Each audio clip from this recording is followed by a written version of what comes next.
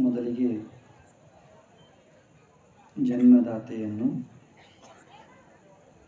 ಜಗನ್ಮಾತೆಯನ್ನು ಸ್ಮರಿಸಿಕೊಂಡು ಕ್ಷೇತ್ರದೈವ ಶ್ರೀ ಗುರು ಕಾಡಸಿದ್ದೇಶ್ವರನಿಗೆ, ಕಾರ್ಯಕ್ರಮದ ಪ್ರೇರಣಾ ಶಕ್ತಿ ಶ್ರೀ ಅಪ್ಪಯ್ಯಪ್ಪ ಮಹಾಸ್ವಾಮಿಗಳಿಗೆ ಭಕ್ತಿಯಿಂದ ಪ್ರಣಾಮಗಳನ್ನು ಸಮರ್ಪಣೆ ಮಾಡಿ, ಸತ್ಸಂಗದಲ್ಲಿ ಭಾಗಿಯಾಗಿರುವ ಹಿರಿಯರೇ, ತಾಯಂದಿರೇ, ಸಮಸ್ತ ದೈವವೇ, ನಿಮ್ಮೆಲ್ಲರಿಗೆ ನನ್ನ ಪ್ರೇಮಪೂರ್ಣ ನಮಸ್ಕಾರಗಳು.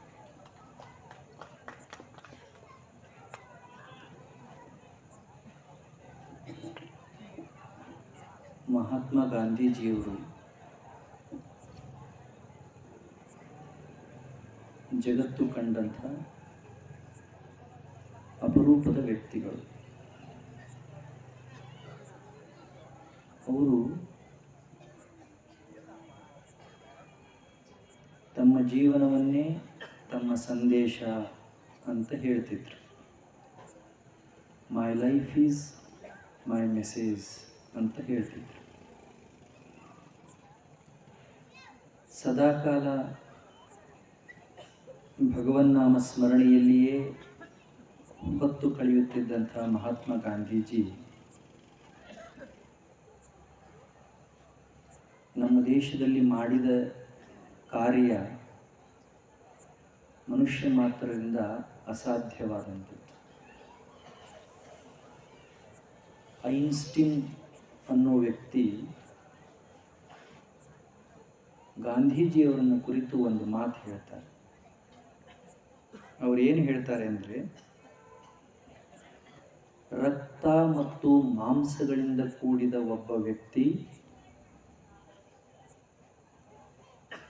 ಭೂಮಿ ಮೇಲೆ ನಡೆದಾಡಿದ್ದರು ಮತ್ತು ಅವರು ಇಷ್ಟೆಲ್ಲ ಕೆಲಸ ಕಾರ್ಯಗಳನ್ನು ಮಾಡಿದರು ಅಂತ ಮುಂದಿನ ಪೀಳಿಗೆಗೆ ಹೇಳಿದರೆ ಅವರು ನಂಬೋದಿಲ್ಲ ಅಂತ ಹೇಳ್ತಾರೆ. ಅಷ್ಟು ಕೆಲಸ ಕಾರ್ಯಗಳನ್ನು ಗಾಂಧೀಜಿಯವರು ಮಾಡಿದರು. ಅವ್ರದ್ದು ಬಹಳ ಸುಂದರವಾದಂಥ ಒಂದು ಮಾತಿದೆ ಗಾಂಧೀಜಿಯವ್ರದ್ದು. ಅವ್ರೇನು ಹೇಳ್ತಾರೆ ಅಂದರೆ, ನಮ್ಮ ಮನಸ್ಸುಗಳಲ್ಲಿ ನೆಲೆಸಿರುವ ದೆವ್ವಗಳನ್ನು ಬಿಟ್ಟು ಬೇರೆ ಎಲ್ಲಿಯೂ ದೆವ್ವಗಳಿಲ್ಲ. ಗಾಂಧೀಜಿಯವರು ಮಾತಿದೆ. ನಮ್ಮ ಮನಸ್ಸುಗಳಲ್ಲಿ ನೆಲೆಸಿರುವ ದೆವ್ವಗಳನ್ನು ಬಿಟ್ಟರೆ ಜಗತ್ತಿನಲ್ಲಿ ಬೇರೆ ದೆವ್ವಗಳಿಲ್ಲ. ನಾವು ಯುದ್ಧ ಮಾಡಬೇಕಾಗಿರುವುದು ಅಲ್ಲಿಯೇ. ಎಲ್ಲಿ ಎಲ್ಲಿ ಎಲ್ಲಿ ಒಳಗಡೆ. ಹೊರಗಡೆ ದೆವ್ವಗಳಿಗೂ ಒಳಗಡೆ ದೆವ್ವಕ್ಕೂ ವ್ಯತ್ಯಾಸ ಇದೆ. ಗಾಂಧೀಜಿಯವರು ಮಾತಿದೆ. ನಮ್ಮ ಒಳಗಡೆ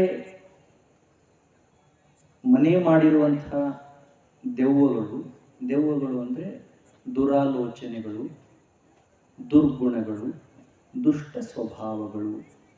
ದೆವ್ವ ಅಂದರೆ ಬೇರೆ ಬೇರೆ ಕಲ್ಪನೆ ಮಾಡ್ಕೋಬಾರ್ದು. ನಮ್ಮ ಒಳಗಡೆ, ಎಲ್ಲರ ಒಳಗಡೆ ಮನೆ ಮಾಡಿರುವಂಥ ದುರಾಲೋಚನೆಗಳು ಒಳ್ಳೆಯ ಆಲೋಚನೆಗಳಿಗಿಂತ ಶಕ್ತಿಶಾಲಿಗಳಾಗಿರ್ತವೆ. ಒಂದು ದುರಾಲೋಚನೆ ಒಮ್ಮೆ ಬಂದು ನಮ್ಮ ಮನಸ್ಸಿನಲ್ಲಿ ಮನೆ ಮಾಡಿತು ಅಂದರೆ 10 ಒಳ್ಳೆಯ ಆಲೋಚನೆಗಳು ಒಳಗೆ ಬಾರದ ಹಾಗೆ ತಡೀತದೆ. ಅಷ್ಟು ಶಕ್ತಿ ಇರ್ತದೆ. ನಾವು ನಮ್ಮ ಜೀವನಕ್ಕೆ ಸಂಬಂಧಪಟ್ಟ ಹಾಗೆ, ಬದುಕಿಗೆ ಸಂಬಂಧಪಟ್ಟ ಹಾಗೆ ಸಂಘರ್ಷ ಮಾಡಬೇಕಾಗಿರೋದು ಎಲ್ಲಿ ಅಂದರೆ ಒಳಗಡೆ. ಹೊಟ್ಟೆ ತುಂಬಿಕೊಳ್ಳೋದಕ್ಕಾಗಿ ಹೊರಗಡೆ ಏನು ಬಡಿದಾಡ್ತೀವಿ, ದುಡಿತೀವಿ, ಇದೇನು ದೊಡ್ಡ ಸಂಘರ್ಷ ಅಲ್ಲ. ನಮಗೆ ಬೇಕಾಗಿರೋ ತುತ್ತು ಅನ್ನ, ಬೊಗಸೆ ನೀರು, ಒಂದು ಆಶ್ರಯ ಹೆಂಗಾದರೂ ಸಂಪಾದನೆ ಮಾಡಬಹುದು. ಆದರೆ ಕೊನೆಯವರೆಗೂ ನಮ್ಮನ್ನ ಆನಂದವಾಗಿ ಇಡಬೇಕಾದಂಥ ಅಂತಿಮ ಸಂಪತ್ತು, ಸಂತೃಪ್ತಿಯ ಸಂಪತ್ತು ಒಳಗಡೆ ದುರಾಲೋಚನೆಗಳ ಧಕ್ಕೆಗೆ ಒಳಗಾಗಿ ಪ್ರಕಟ ಆಗೋದಕ್ಕೆ ಆಸ್ಪದನೆ ಆಗ್ತಾ ಇದೆ. ಇಟ್ ಈಸ್ ದೇರ್, ಒಳಗಡೆ ಇದೆ. ಆದರೆ ದುರಾಲೋಚನೆಗಳ ದಾಳಿ, ದೆವ್ವಗಳ ದಾಳಿ ಅದರ ಮೇಲೆ ಎಷ್ಟು ಆಗ್ತಾ ಇದೆ ಅಂದರೆ ಅದು ಹೊರಗೆ ಬರೋದಕ್ಕೆ ಆಸ್ಪದ ಆಗ್ತಾ ಇದೆ. ಅದಕ್ಕೆ ನಾವು ಯುದ್ಧ ಮಾಡಬೇಕಾಗಿರೋದು ಅಲ್ಲಿ ಅಂತ ಗಾಂಧೀಜಿ ಹೇಳ್ತಾರೆ. ಇಂಗ್ಲಿಷ್ನಲ್ಲೊಂದು ಮಾತಿದೆ, an empty mind is devil's workshop. ಭಾಳ ಚಂದ ಮಾತಿದೆ. ನಮ್ಮ ತಲೆಯೊಳಗಡೆ ಏನು ವಿಚಾರ ಬರ್ತದೆ? ನಾವು ಒಳ್ಳೆಯ ವಿಚಾರಗಳನ್ನು ಮಾಡೋದ್ರಿಂದ ದುರಾಲೋಚನೆಗಳ ಒಳಗೆ ಎಲ್ಲಿದ್ದಾವೆ? ನಮ್ಮ ಒಳಗಡೆ ಅಷ್ಟೇನು ಕೆಟ್ಟ ವಿಚಾರಗಳಿಲ್ಲ ಅಂತ ನಾವು ಅಂದ್ಕೊಳ್ತೀವಿ. ವಿಚಾರಗಳು ಕಾಣೋದಿಲ್ಲ, ಸಮಯ ಬಂದಾಗ ಪ್ರಕಟ ಆಗ್ತವೆ. ಅದಕ್ಕೆ ಅವರು ಇಂಗ್ಲಿಷ್ನಲ್ಲಿ ಏನು ಹೇಳ್ತಾರೆ ಅಂದರೆ, ಅಂತಹ ದುರಾಲೋಚನೆಗಳು ಒಳಗೆ ಮನೆ ಮಾಡಬಾರದು ಅಂತ ನಿಮ್ಮ ತಲೆಯೊಳಗಡೆ ಇದ್ದರೆ ಮನಸ್ಸನ್ನ ಖಾಲಿ ಬಿಡಬೇಡಿ. ಇಫ್ ಇಟ್ ಈಸ್ ಎಂಟಿ, ಒಂದು ವೇಳೆ ಅದು ಖಾಲಿ ಇತ್ತು ಅಂದರೆ ಇಂಥ ದುರಾಲೋಚನೆಗಳು ಬಂದು ಬಂದು ಬಂದು ಅಲ್ಲಿ ಕುತ್ಕೋತವೆ, ಮನೆ ಮಾಡ್ತವೆ. ಎಷ್ಟು ಮನೆ ಮಾಡ್ತವೆ ಅಂದರೆ ಮನೆ ಮಾಲೀಕನ ಮಾತು ಕೇಳಲಾರದಷ್ಟು ಅವು ಶಕ್ತಿಶಾಲಿ ಆಗ್ತವೆ. ಹಳ್ಳ್ಯಾಗ ಒಂದು ಮಾತಿಲ್ಲ, ಇರಾಕ್ ಮನೆ ಕೊಟ್ರೆ ಮುಂದೆ ನಿಮ್ದು ಹಳ್ಳಿ ಅಲ್ಲಲ್ಲ, ಇರಾಕ್ ಮನೆ ಕೊಟ್ರೆ ಖರೇಖರೇನ ಗೊತ್ತಿಲ್ಲ, ನಿಮ್ಗೆ ಗೊತ್ತಿಲ್ಲ. ಇವಕ್ಕೆ ಗಾದೆ ಮಾತು ಅಂತ ಕರೀತಾರೆ. ಗಾದೆ ಮಾತು ಅಂತಾರೆ, ಕೇಳಿರಿ? ಗಾದೆ ಮಾತು ಅಂದ್ರೆ ಏನು ಗೊತ್ತಿದೆ? ಅದು ಗೊತ್ತಿಲ್ಲ? ಚಲೋ ಆಯ್ತು. ಗಾದಿ ಮೇಲೆ ಕುತ್ಕೊಂಡು ಹೇಳೋ ಮಾತಿಗೆ ಗಾದಿ ಮಾತು ಅನ್ನೋದಿಲ್ಲ. ಗಾದೆ ಮಾತು ಅಂದರೆ ಹಿಂದಿನ ಹಿರಿಯರು ಕಂಡುಕೊಂಡ ಸತ್ಯವನ್ನ ಸರಳವಾಗಿ ನಮಗೆ ಗೊತ್ತಿರುವ ಉದಾಹರಣೆಗಳ ಮೂಲಕ ತಿಳಿಸೋದು. ಎಷ್ಟು ಗಾದೆ ಮಾತದ ಅಂಥದ್ದು ಒಂದು ಮಾತಿದೆ. ಇರಾಕ್ ಮನೆ ಕೊಟ್ಟರೆ ನಂದೇ ಅಂದರು. ಕೇಳಿಲ್ಲ ನೀವು ಇದನ್ನು? ನಿಮ್ಮೂರ ಗಾದಿ ಮಾತು ಪಾದಿ ಮಾತು ಇಲ್ಲೇನು? ಸಾಲಿಗೆ ಹೋಗೋರ್ಗೂ ಗೊತ್ತಿಲ್ಲ ಕಾಣ್ತದೆ. ಈಗ ಶಾಲೆಗೆಲ್ಲ ಇಂಥವಿಲ್ಲ. ಇಂಥವು ಗಾದೆ ಮಾತು, ಸುಭಾಷಿತ ಕಡಿಮೆ ಆದವು. ಯಾಕಂದ್ರೆ ಎಲ್ಲರ ತಲೆಗೂ ಬ್ಯಾರೆ ಐತಲ್ಲ. ಇವು ಗಾದಿ ಮಾತಿನ ಒಟ್ಟಿಗೆ ಅನ್ನ ಕೊಡ್ತವೆ. ಇರಾಕ್ ಮನೆ ಕೊಟ್ರೆ ಅಡಚಣೆ ಐತಪ್ಪ, 4 ದಿನ ಇರು ಅಂತ ಇರಾಕ್ ಮನೆ ಕೊಟ್ರೆ ಮನಿ ನಂದ ಅಂದ್ರು ಅಂತಾರಲ್ಲ, ಹಂಗಿವು ದುರಾಲೋಚನೆಗಳು. ಸುಮ್ಮನೆ ಒಮ್ಮೆ ಒಳಗೆ ಬಿಟ್ಟು ನೋಡ್ರಿ, ಸುಮ್ಮನೆ ಒಮ್ಮೆ ಅವಕಾಶ ಕೊಟ್ಟು ನೋಡ್ರಿ, ಒಳಗೆ ಹೋಗಿ ಪ್ರಚಂಡ ತಾಂಡವ ಚಾಲೂ ಮಾಡಿಬಿಡ್ತಾವ, ಅಲ್ಲೋಲ ಕಲ್ಲೋಲ ಚಾಲೂ ಮಾಡಿಬಿಡ್ತಾವ. ನಾವ ಬಿಟ್ಕೊಂಡಿದ್ದು ಒಳಗೆ, ಬಿತ್ತಿದ್ದು ನಾವ, ಸಂರಕ್ಷಣೆ ಮಾಡಿದ್ದು ನಾವ, ಪೋಷಣೆ ಮಾಡಿದ್ದು ನಾವ, ನಮ್ಮನ್ನ ತಿಂದು ಹಾಕುವಷ್ಟು ಮಟ್ಟಕ್ಕೆ ಅವು ಶಕ್ತಿಶಾಲಿ ಆಗ್ತವೆ. ಅವುಗಳ ಜೊತೆ ಸೆಣಸಾಡೋದು ಬಹಳ ಕಷ್ಟ ಇದೆ.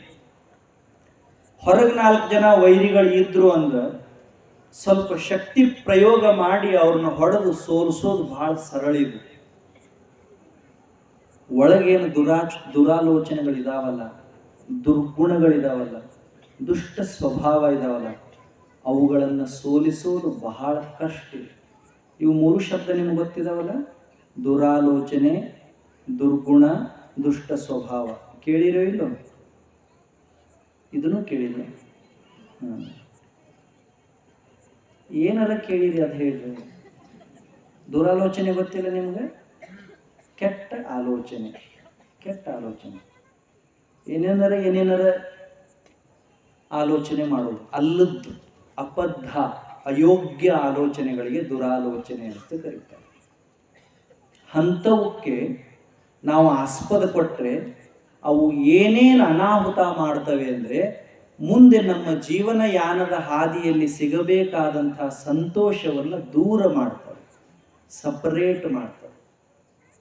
ಅದಕ್ಕೆ ಮನುಷ್ಯನ ಜೀವನದ ಗುರಿ ಏನಾಗಬೇಕು ಅಂದರೆ ದುರಾಲೋಚನೆಗಳಿಂದ ದೂರ ಇರೋದಾಗಬೇಕು.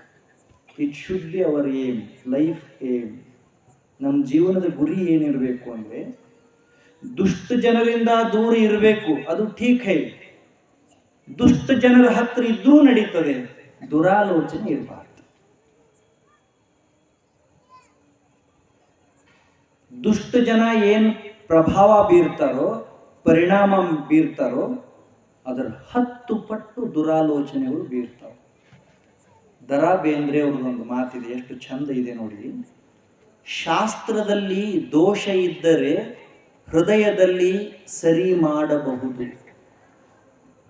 ಶಾಸ್ತ್ರದಲ್ಲಿ ದೋಷ ಇದ್ದರೆ ಸರಿ ಮಾಡಬಹುದು, ಹೃದಯದಲ್ಲಿ ಸರಿ ಮಾಡಬಹುದು. ಹೃದಯದಲ್ಲಿ ದೋಷ ಇದ್ದರೆ ಶಾಸ್ತ್ರ ಏನು ಮಾಡಿತು ಹೇಳಿ?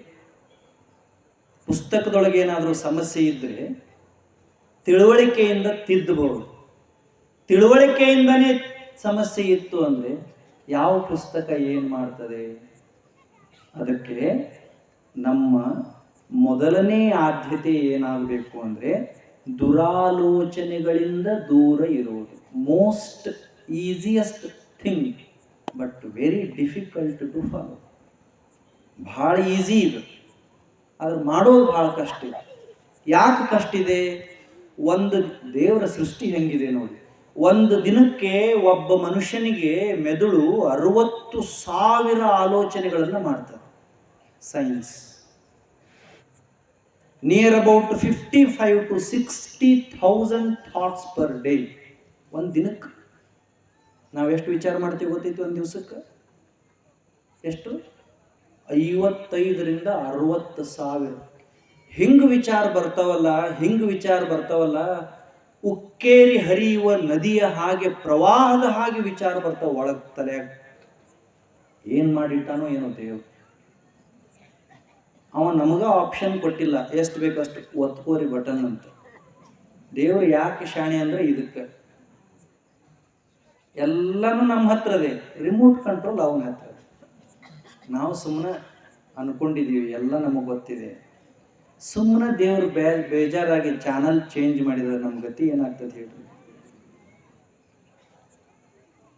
ಟ್ರಂಕ್ ಅಷ್ಟೇ ನಮ್ಮ ಹತ್ರ ಇದೆ, ಕೀಲಿ ಅವನ ಹತ್ರ ಇದೆ.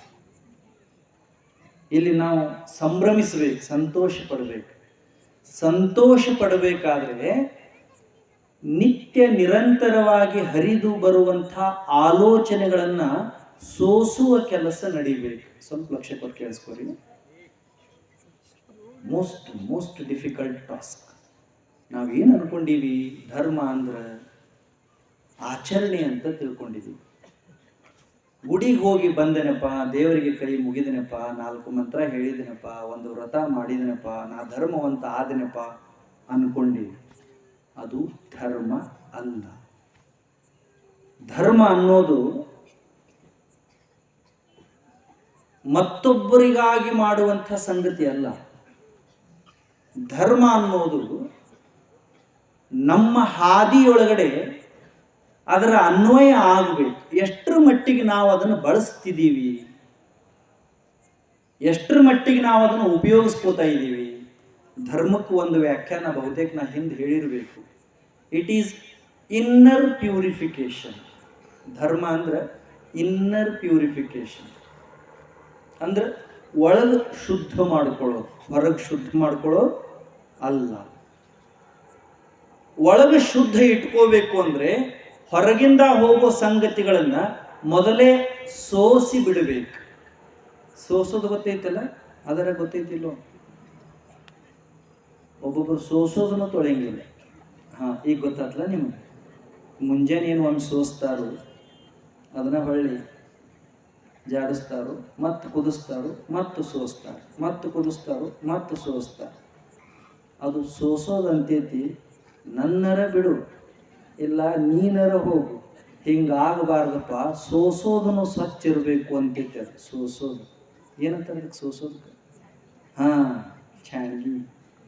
ಧರ್ಮ ಅಂದರೆ ಛಾಣಗಿ. ಅದು ಸೋಸಬೇಕು. ಏನು ಸೋಸಬೇಕು? ನಮ್ಮ ಕಡೆ ಹರಿದು ಬರುವಂಥ ಆಲೋಚನೆಗಳನ್ನು ಭಾಗ ಮಾಡಿ ದುರಾಲೋಚನೆಗಳನ್ನು ಹೊರಗೆ ಬಿಟ್ಟು ಒಳ್ಳೆಯ ಆಲೋಚನೆಗಳನ್ನು ಒಳಗೆ ಬಿಡಬೇಕು. ಅವು ಆಲೋಚನೆಗಳೊಳಗಡೆ ಒಳ್ಳೆಯವೂ ಇರ್ತವೆ, ಕೆಟ್ಟದ್ದೂ ಇರ್ತವೆ. ಕೆಟ್ಟದ್ದು ಏನು ಕೆಲಸ ಮಾಡ್ತವೆ ಅಂದರೆ, ಒಮ್ಮೆ ಒಳಗೆ ನುಗ್ಗಿದವು ಅಂದರೆ ಹೆಂಗೆ ಒಂದು ನುಸಿ ಚೀಲ ಜ್ವಾಳ ಹಾಳು ಮಾಡೋದಕ್ಕೆ ದೊಡ್ಡ ಬಳಗ ಕಟ್ಟತೈತೋ, ನುಸಿರಿ ನುಸಿಯರ ಗೊತ್ತೈತಿಲ್ಲ. ಇಂಥವು ಗೊತ್ತಿರ್ತಾವ. ನುಸಿ, ಗೊಂಗಾಡ, ಜೋಂಡಿಗೆ. ಜೋಂಡಿಗೆ ಗೊತ್ತೈತಿಲ್ಲ ನಿಮ್ಗೆ? ಜೋಂಡಿಗೆ ಇಲ್ಲದ ಜಗತ್ತು ಯಾವ್ದಾರ ಇದೆ? ಜೋಂಡಿಗೆ. ನುಸಿ ಇಲ್ಲದ ಯಾವ್ದಾರ ಜಗತ್ತದೆ? ಗೊಂಗಾಡ. ಯಾವುದೋ ಒಂದು ದೇಶದಾಗ ಸೊಳ್ಳೆ ಅಂತ ಗೊತ್ತೈತಿ ನಿಮ್ಗೆ? ಸಾರಿ ಹೋಗೋ ಹುಡುಗರಿಗೆ ಒಂದು ದೇಶದಾಗ ಸೊಳ್ಳೆ ಇಲ್ಲ ಅಂತ. ನಾವು ಅಲ್ಲಿ ಹೋಗಕ್ಕೆ ಆಗೋದಿಲ್ಲ. ರೊಕ್ಕ ಬೇಕು, ಭಾಳ ರೊಕ್ಕ ಬೇಕು. ಕಡಿದ್ರೆ ಕಡಿವಲ್ಲಿ ಯಾಕೆ? ಇಲ್ಲೇ ಇರೋದು ಚಲೋ. ಹೆಂಗೆ ಒಂದು ನುಸಿ, ಸಣ್ಣ ನುಸಿ ತಪ್ಪಿ ಚೀಲದೊಳಗೆ ಹೊಕ್ಕರೆ ಅಖಂಡ ಚೀಲ ಹಾಳು ಮಾಡುವಷ್ಟು ಬಳಗ ತಯಾರಿ ಮಾಡ್ತೈತಲ್ಲ, ಹಂಗೆ ಒಂದು ಕೆಟ್ಟ ಆಲೋಚನೆ ಒಳಗೆ ಹೊಕ್ಕರೆ ನಮ್ಮ ಆಯುಷ್ಯದ ಆನಂದವನ್ನು ನಿರ್ನಾಮ ಮಾಡುವ ಕೆಲಸವನ್ನು ಮಾಡ್ತಾರೆ. ಭಗವದ್ಗೀತೆ 2ನೇ ಅಧ್ಯಾಯದೊಳಗಡೆ ಶ್ರೀಕೃಷ್ಣ ಪರಮಾತ್ಮ 62, 63ನೇ ಶ್ಲೋಕದಲ್ಲಿ ಇದನ್ನು ಸಾದರಪಡಿಸ್ತಾನೆ. ಏನು ಅದ್ಭುತ ವಿವರಣೆ! ಓದಬೇಕು ಭಗವದ್ಗೀತೆಯನ್ನು, ಅದನ್ನು ಕೇಳಬೇಕು. ಅದರೊಳಗಿನ ಮಂಗಲ ಮಾತುಗಳು ನಮ್ಮ ಹೃದಯದೊಳಗಡೆ ರಿಂಗಣಿಸಬೇಕು. ಒಮ್ಮೆಮ್ಮೆ ಸೋತಾಗ, ಬೇಡ ಅನಿಸಿದಾಗ ಅವು ನಮ್ಮನ್ನು ಜಾಗೃತ ಮಾಡ್ತಾವೆ, ನಮ್ಮನ್ನು ಎಚ್ಚರ ಮಾಡ್ತಾವೆ, ನಮಗೆ ಶಕ್ತಿ ತುಂಬ್ತಾವೆ. ಅಂಥ 1-2 ಮಾತಿದಾವೆ. ಶ್ಲೋಕ 62, 63 ಇಂಥವು ಅಸಂಖ್ಯಾತ ಅದಾವೆ. ಅವು ವಚನ ಆದರೂ ಇರಲಿ, ಗೀತೆಯೊಳಗಾದರೂ ಇರಲಿ, ಉಪನಿಷತ್ತಾದರೂ ಇರಲಿ, ದಾಸರ ಶಬ್ದ ಇರಲಿ, ಏನಾರ ಇರಲಿ, ಕೇಳ್ಕೋತಿರ್ಬೇಕು. ಮುಂಜಾನೆ ಎದ್ದ ತಕ್ಷಣ ಮನ್ಯಾಗ ನಾವು ಮಾತಾಡಬಾರ್ದು, ಮಹಾತ್ಮರು ಮಾತಾಡ್ಬೇಕು. ಲಕ್ಷ್ಯ ಕೊಟ್ಟು ಕೇಳಿಸ್ಕೊಡಿ, ಇನ್ನೊಮ್ಮೆ ಹೇಳ್ತೀನಿ. ಮುಂಜಾನೆ ಎದ್ದಾಗ ಮನ್ಯಾಗ ನಾವು ಮಾತಾಡಬಾರ್ದು, ಮಹಾತ್ಮರು ಮಾತಾಡ್ಬೇಕು. ಒಂದು ಚಂದಂದ ಹಾಡು, ಒಂದು ಚಂದಂದ ಮಂತ್ರ, ಇಲ್ಲ ಒಂದು ಚಂದಂದ ಪ್ರವಚನ ಹಚ್ಚಿಡಬೇಕು. ಕಿವಿ ಪವಿತ್ರ ಆಗ್ತಾವ. ಮುಂಜಾನೆ ಅಂತ ಮಹಾತ್ಮರ ಶಬ್ದ ಕಿವ್ಯಾಗ ಬಿದ್ದುವು ಅಂದ್ರೆ ಇಡೀ ದಿನ ಭಾವ ಎಷ್ಟು ಶುದ್ಧ ಉಳಿತದೆ. ಅಂಥವು 2 ಶ್ಲೋಕ ಹೆಂಗದವ ನೋಡಿ. ಧ್ಯಾಯತೋ ವಿಷಯಾನ್ ಪುಂಸಃ ಸಂಗಸ್ತೆ ಶೂಪಜಾಯತೆ, ಸಂಗಾತ್ ಸಂಜಾಯತೆ ಕಾಮಃ, ಕಾಮಾತ್ ಕ್ರೋಧೋಭಿಜಾಯತೆ. ಕ್ರೋಧಾತ್ ಭವತಿ ಸಮ್ಮೋಹ, ಸಮ್ಮೋಹಾತ್ ಸ್ಮೃತಿ ವಿಭ್ರಮಃ, ಸ್ಮೃತಿ ಭ್ರಂಶಾತ್ ಬುದ್ಧಿನಾಶೋ, ಬುದ್ಧಿನಾಶ ಪ್ರಣಶ್ಯಂತಿ. ಕೃಷ್ಣನ ಮಾತಿದು, ಅರ್ಜುನನಿಗೆ ಹೇಳಿದ ಮಾತಿದು. ಅದು ಎಲ್ಲಿ? ಯುದ್ಧ ರಂಗದೊಳಗಡೆ. ಇನ್ನೇನು ಲಕ್ಷಾಂತರ ತಲೆಗಳು ಉರುಳಬೇಕು ಅಂಥ ಹೊತ್ತಿನೊಳಗಡೆ ನನ್ನ ಕೈಲಿ ಆಗೋದಿಲ್ಲ ಅಂತ ಕೈಯೊಳಗಿನ ಶಸ್ತ್ರಗಳನ್ನು ಇಟ್ಟು ಹಣೆಗೆ ಕೈ ಕೊಟ್ಟು ಕೃಷ್ಣ ಕೂತಾಗ, ಅರ್ಜುನ ಕೂತಾಗ ಕೃಷ್ಣ ಹೇಳಿದ ಮಾತಿದು. ಹೇ ಅರ್ಜುನ, ಕ್ಲೈಬ್ಯಂ ಮಾಸ್ಮ ಗಮಃ ಪಾರ್ಥ, ನೈತತ್ವೈ ಉಪಪದ್ಯತೆ, ಕ್ಷುದ್ರಂ ಹೃದಯ ದೌರ್ಬಲ್ಯಂ ತ್ಯಕ್ತೋತಿಷ್ಠ ಪರಂತಪಃ. ಹೇ ಹುಚ್ಚ, ಏನು ಹೇಳ್ತೀಯೋ? ಜಗದ್ವೀರ ಅಂತ ಹೆಸರು ಪಡ್ಕೊಂಡು ದೊಡ್ಡವ್ರನ್ನೆಲ್ಲ ಸೋಲಿಸಿದಿ, ಇಲ್ಲಿ ಬಂದು ಆಗೋದಿಲ್ಲ ಅಂತಿ. ಮೊದಲು ನಿನ್ನ ಎದೆಯಾಗ ಏನು ಆಗೋದಿಲ್ಲ ಅನ್ನೋದೈತೆಲ್ಲ ಅದನ್ನು ತೆಗೆದು ಹೊರಗೆ ಹಾಕು. ಕ್ಷುದ್ರಂ ಹೃದಯ ದೌರ್ಬಲ್ಯಂ ತ್ಯಕ್ತೋತ್ತಿಷ್ಟ ಪರಂತಪಃ. ತೆಗೆದು ಹೊರಗೆ ಹಾಕೋ. ನಾವು ಅನ್ನೋದಿಲ್ಲ, ಅದು ದೇವರು ಧರ್ಮ ಅನ್ನೋದು ನಮ್ಮಂಥವ್ರಿಗೇನು, ಅದೆಲ್ಲ ಸ್ವಾಮಿಗಳಿಗೆ, ಯೋಗಿಗಳಿಗೆ, ಮಹಾತ್ಮರಿಗೆ ಅಂತೀವಿ. ಅನ್ನೋದಿಲ್ಲ. ಅದೆಲ್ಲ ನಮ್ಮ ಕೈಲಿ ಆಗ್ತೈತೇನೋ, ಅವ್ರಿಗೆ ಆಗೈತೆ ಅಂತ ನಮಗೆ ಆಗ್ತೈತೇನೋ ಅಂತೀವಿ. ಆಗೋದಿಲ್ಲ ಅನ್ನೋದು ಎದೆಯಾಗಿತ್ತು ಅಂದ್ರೆ ಆಯುಷ್ಯ ಪೂರ್ತಿ ಆಗೋದಿಲ್ಲ. ಮೊದಲು ನಾವು ಮಾಡಬೇಕಾದ ಕೆಲಸ ಏನು ಅಂದ್ರೆ ಅದನ್ನು ತೆಗೆದು ಹೊರಗೆ ಹಾಕ್ಬೇಕು. ನೋಡ್ರಿ, ಬೇಕಾದ್ರೆ ಪ್ರಯೋಗ ಮಾಡಿ ನೋಡ್ರಿ. ಗುಡಿಗೆ ಹೋಗಿ ಬಾ ಅಂತ ಹೇಳ್ರಿ, ಆಗಲ್ಲ ಅಂತ. ಮನ್ಯಾಗ ಒಂದಿಟ್ಟು ಪೂಜೆ ಮಾಡು ಅಂತ ಹೇಳ್ರಿ, ಆಗಲ್ಲ ಅಂತ. ಗುರುವಾರ ಒಂದು ವ್ರತ ಮಾಡಂತ ಹೇಳ್ರಿ, ಆಗೋದಿಲ್ಲ ನಮ್ಮಂಥವ್ರಿಗೆ. ಅಲ್ಲ, ಈ ಅಲ್ಲ ಅನ್ನೋ ನಿಷೇಧಾತ್ಮಕ ಭಾವನೆ ಇದೆಯಲ್ಲ, ಅದು ವ್ಯಕ್ತಿಯ ವೈರಿ. ಅದು ಅರ್ಜುನನಿಗೆ ಶ್ರೀಕೃಷ್ಣ ಪರಮಾತ್ಮ ಹೇಳ್ತಾನೆ, ಹುಚ್ಚ, ನಿನ್ನ ಏನೋ ತಿಳ್ಕೊಂಡಿದ್ದೀನಲ್ಲೋ. ನಮಗೂ ದೇವ್ರು ಹಂಗ ಅಂತಾನೆ, ನಿಮ್ಮನ್ನ ಏನೋ ಅಂತ ತಿಳ್ಕೊಂಡು ಕಳಿಸಿದ್ನಲ್ಲಪ್ಪ ನಾನು ಜಗತ್ತಿಗೆ. ಆನಂದದಿಂದ ಬದುಕ್ರಿ, ಜೀವನ ತುಂಬ ಹೂವುಗಳನ್ನ ಹರಡ್ರಿ. ನೀವು ಮಾಡೋ ಕಾರ್ಯ, ನೀವು ಮಾಡೋ ಕೆಲಸ ಒಳ್ಳೆ ಸುಗಂಧವನ್ನ ಹರಡಲಿ ಅಂತ ನಾನು ನಿಮ್ಗೆ ಆಶೀರ್ವಾದ ಮಾಡಿದ್ರೆ ಏನ್ ಮಾಡ್ಕೋತ ಕೂತೀರಿ ಜಗತ್ನ್ಯಾಗ? ದೇವ್ರು ನೀವೇನ್ ಮಾಡಾಕತ್ತೀರಿ ಅಂದ್ರ ಭೋಗದ ಬೆನ್ನು ಹತ್ತಿದ್ದೀರಿ, ವಿಷಯಗಳ ಬೆನ್ನು ಹತ್ತಿರಿ. ವಿಷಯ ಅಂದ್ರೆ ಆಸೆ. ಆಸೆ ಎಂಬುದು ಭವದ ಬೀಜ, ಶರಣರ ಮಾತು. ಹಂಗ ಆಸೆಗಳ ಬೆನ್ನು ಹತ್ತಿದ್ರ ಪರಿಣಾಮ ಏನಾಗಿದೆ ಅಂದ್ರೆ ಜೀವ ನಾಶ ಆಗಿದೆ. ಕೃಷ್ಣನ್ ಮಾತು ಎಷ್ಟು ಚಂದದೆ, ಲಕ್ಷ್ಯ ಕೊಟ್ಟು ಕೇಳಿಸ್ಕೊರಿ. ಇನ್ನೊಂದು ಶ್ಲೋಕ ಹೇಳ್ತೀನಿ. ಧ್ಯಾಯತೋ ವಿಷಯಾನ್ ಪುಂಸಃ ಸಂಗಸ್ತೆ ಶೂಪಜಾಯತೆ, ಸಂಗಾತ್ ಸಂಜಾಯತೆ ಕಾಮಃ, ಕಾಮಾತ್ ಕ್ರೋಧೋಭಿಜಾಯತೆ, ಕ್ರೋಧಾತ್ ಭವತಿ ಸಮ್ಮೋಹ, ಸಮ್ಮೋಹಾತ್ ಸ್ಮೃತಿ ವಿಭ್ರಮಃ, ಸ್ಮೃತಿ ವಿಭ್ರಮಾತ್ ಬುದ್ಧಿನಾಶೋ, ಬುದ್ಧಿನಾಶಾತ್ ಪ್ರಣಶ್ಯಂತ್. ನೋಡು ಮನುಷ್ಯನೇ, ಹೆಂಗ ಜೀವನ ಹಾಳಾಗ್ತಾ ಇದೆ ಗೊತ್ತೇನು? ನೀ ಏನು ಮಾಡಿದಿ? ಮೊದಲ ಇರ್ಲಿ ಬಿಡು ಅಂತ ಒಂದು ಒಳಗೆ ಬಿಟ್ಟಿ ಮುಸಿ ಕೆಟ್ಟ ವಿಚಾರ. ಅದು ಒಂದು ಏನು ಮಾಡ್ತು ಅಂದ್ರೆ ಒಂದು ಹೋಗಲಿಲ್ಲ, 11 ಕರ್ಕೊಂಡು ಹೋಯ್ತು. ಚಂದಿಲ್ಲ? ಒಂದು 4 ಉದಾಹರಣೆ ಕೊಟ್ಟಾನೆ ಶ್ರೀಕೃಷ್ಣ ಪರಮಾತ್ಮ. ಅವ ಏನಂತಾನೆ, ಮನುಷ್ಯನಾದವನು ಒಳ್ಳೆ ವಿಚಾರಗಳನ್ನು ಬಿಟ್ಟು ಕೆಟ್ಟ ವಿಚಾರಗಳ ಸಂಗ ಮಾಡಿದ್ರೆ, ವಿಷಯಗಳ ಬೆನ್ನು ಹತ್ತಿದ್ರೆ, ವಿಷಯ ಅಂದ್ರೆ ಆಸೆ. ಇವು ಅದಾವಲ್ಲ, ಕಿವಿ, ಕಣ್ಣು, ಮೂಗು, ನಾಲಿಗೆ, ತ್ವಚ, ಇವು ಏನು ಬಯಸ್ತವಲ್ಲ, ಶಬ್ದ, ಸ್ಪರ್ಶ, ರೂಪ, ರಸ, ಗಂಧ, ಇವಕ್ಕೆ ವಿಷಯ ಅಂತ ಕರೀತಾರೆ. ಅವು ನಮ್ಮನ್ನ ಅಲಗಾಡಿಸ್ಬಿಡ್ತಾವ, ನಮ್ಮನ್ನ ಅಜೀರ್ಣ ಮಾಡಿಬಿಡ್ತಾವ, ಆಸೆ ಹಚ್ಚುತ್ತಾವ. ಕಣ್ಣೇನಂತದೆ? ನೋಡು ನೋಡು ಎಷ್ಟು ಚಂದದೆ ಅಂತದೆ. ಕಿವಿ ಏನಂತದೆ? ಕೇಳು ಕೇಳು ಭಾಳ ಚಂದದೆ ಅಂತದೆ. ಮೂಗು ಏನು ಅದ್ಭುತ ವಾಸನೆ, ಇನ್ನೂ ಸ್ವಲ್ಪ ವಾಸಿಸು ಅಂತ ಹೇಳ್ತದೆ.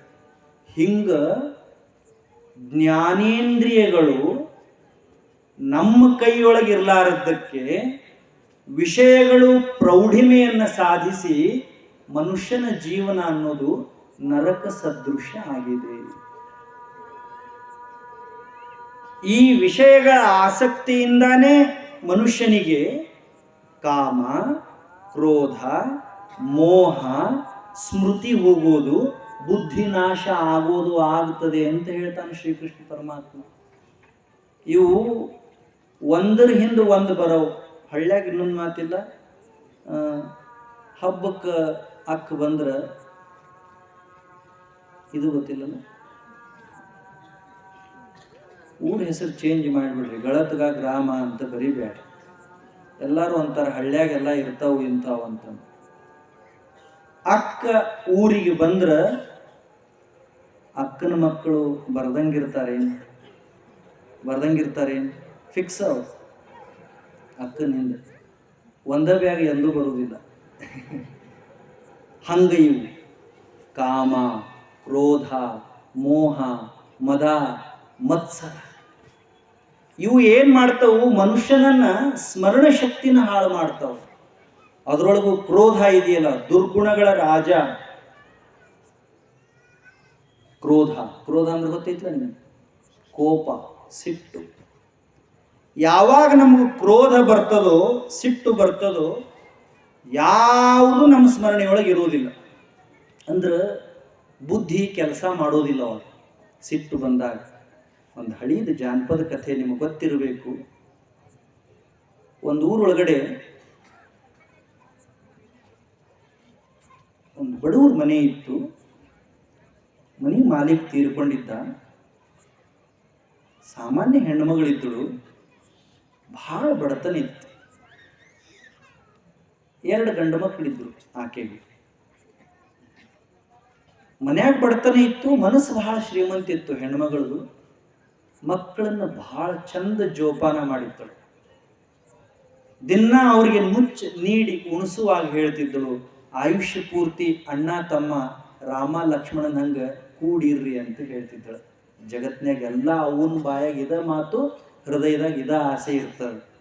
ಆದ್ರೆ ಸಣ್ಣವ್ರಿದ್ದಾಗ ರಾಮ ಲಕ್ಷ್ಮಣ ಇದ್ದಂಗೆ ಇದ್ದದು, ದೊಡ್ಡವರಾದ್ಮೇಲೆ ಯಾಕೆ ಹಂಗಾಗ್ತಾರೋ ರಾಮ ರಾವಣನಂಗಂತ ಗೊತ್ತಿಲ್ಲ.